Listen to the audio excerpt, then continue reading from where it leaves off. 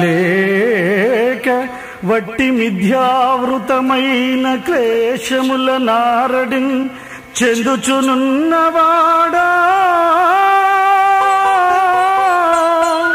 తద్భావ భవాభవంబైన పద్ధతులన్ మరణించి పుట్టగా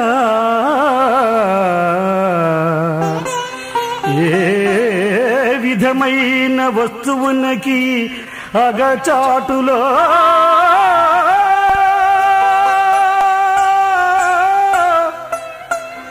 చెప్పరవరు